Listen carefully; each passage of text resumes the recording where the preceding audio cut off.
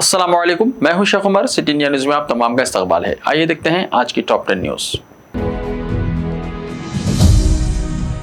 मुल्क की 5 रियासतों में वोटों की गिनती का अमल सुबह 8 बजे से शुरू हुआ है। इब्तिदाई रुझान सामने आए हैं, जिसके मुताबिक उत्तर प्रदेश और मणिपुर में बीजेपी लीडिंग में चल रही है। पंजाब में आम आदमी पार्टी, उत्तराखंड और गोवा में कांग्रेस आगे है। सुबह 9 बजे तक की इत्तलात के मुताबिक उत्तर प्रदेश में बीजेपी 134 सीटों और समाजवादी पार्टी 80, बीएसपी 5, कांग्रेस 2 और दीगर जमातें 2 सीटों पर लीडिंग में हैं। जबकि पंजाब में आम आदमी पार्टी 40, कांग्रेस 36, एसएडी 15, बीजेपी 2 सीटों पर आगे है। उत्तराखंड में कांग्रेस 23 और बीजेपी 21 पर आगे है। गोवा में कांग्रेस 17 और बीजेपी 13 में आगे चल रही है। मणिपुर में बीजेपी 14 और कांग्रेस 6 पर लीडिंग में है।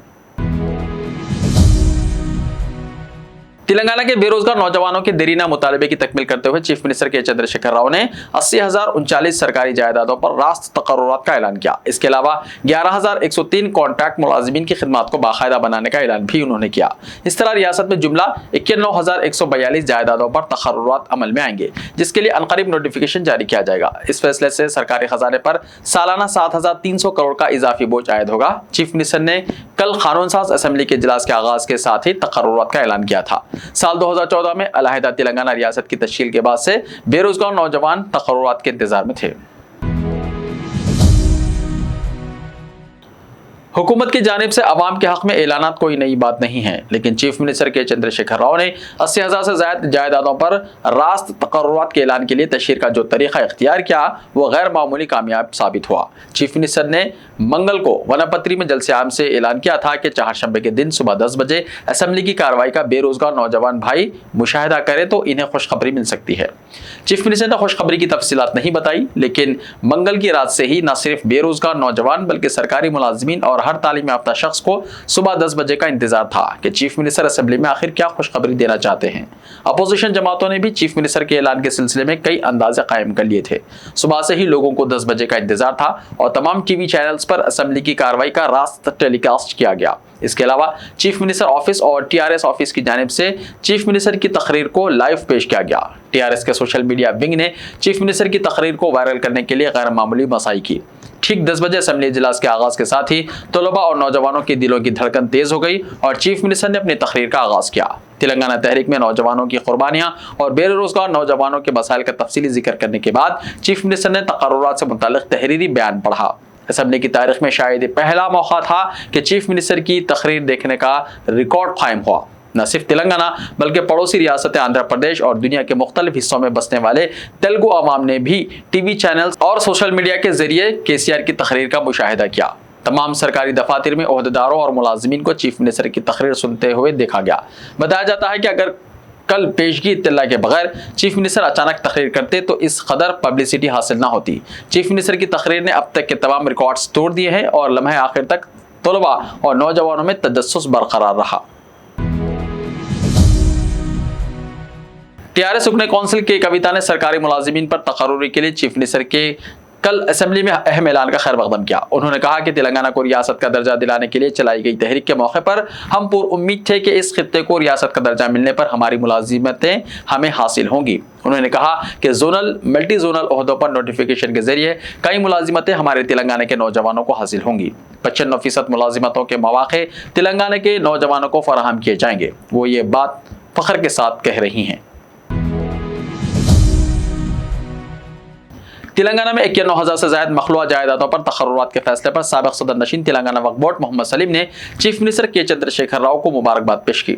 असेंबली में चीफ मिनिस्टर के ऐलान के बाद मोहम्मद सलीम ने केसीआर से उनके चैम्बर में मुलाकात की और बेरोजगार नौजवानों की देरीना ख्वाहिश की तकमील पर मुबारकबाद पेश की। उन्होंने मखलूआ जायदादों में अखिलियती बहबूद की 1825 जायदादों की नशाइंदगी का खैर मकदम किया और कहा कि अखिलियती बहबूद के दीगर इदारों में भी मुलाजिमीन की कमी को दूर करना चाहिए, क्योंकि अखिलियती बहबूद की कारकर्दगी बेहतर बनाने के लिए मुनासिब स्टाफ की जरूरत है। उन्होंने कहा कि कॉन्ट्रैक्ट मुलाजिमीन की खिदमत को बाकायदा बनाने के बासिवा 80,000 से ज्यादा जायदादों पर तकर्रुरात किए जाएंगे और तेलंगाना के अखिलियती बिलखुसूस मुस्लिम नौजवानों को इस मौके से इस्तेफादा करना चाहिए। सदर प्रदेश कांग्रेस रेवंत रेड्डी ने ऐलान किया है कि आइंदा 12 महीने में तेलंगाना में कांग्रेस बरसर इख्तियार आने के फौरी बाद 2 लाख जायदादों पर तकर्रुआत किए जाएंगे। रेवंत रेड्डी ने पार्टी की रुकनियत साजी मुहिम के सिलसिले में कल शाम अलवाल में पार्टी कायदीन और कारकुनों के इजलास से खिताब किया। उन्होंने कहा कि 90,000 जायदादों पर तकर्रुआत का ऐलान करते हुए केसीआर बेरोजगार नौजवानों को धोखा दे रहे हैं। उनके ऐलानात पर हरगिज भरोसा नहीं किया जा सकता। उन्होंने कहा कि मुलाजिमत के लिए बेरोजगार नौजवानों को जिद्दोजहद करनी पड़ेगी। रेवंत रेड्डी ने कहा कि अगर केसीआर तकर्रुआत में संजीदा होते तो आज ही एलामिया जारी किया जाता। केसीआर को सिर्फ ऐलानात से दिलचस्पी है और वो अमल आवरी में यकीन नहीं रखते।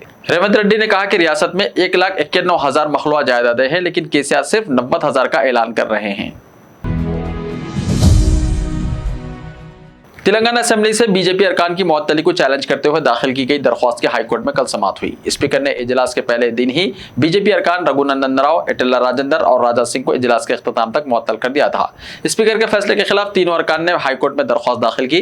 दरख्वास्त गुजारों के वकील प्रकाश रेड्डी ने अदालत को बताया कि ऐवान के कवायद और दस्तूरी उसूलों की खिलाफ वर्जी करते हुए अरकान को मुअत्तल किया गया है। उन्होंने कहा कि इस सिलसिले में प्रोसीडिंग की कॉपी अरकान असेंबली को हवाले नहीं की गई। एडवोकेट जनरल BS प्रसाद ने अदालत से अपील की कि वो असेंबली के उमूर में मदाखलत से गुरेज करें। फरीकैन की समाअत के बाद सेक्रेटरी लेजिस्लेचर को नोटिस जारी करते हुए आइंदा समाअत जुमेरात तक मुलतवी कर दी गई है।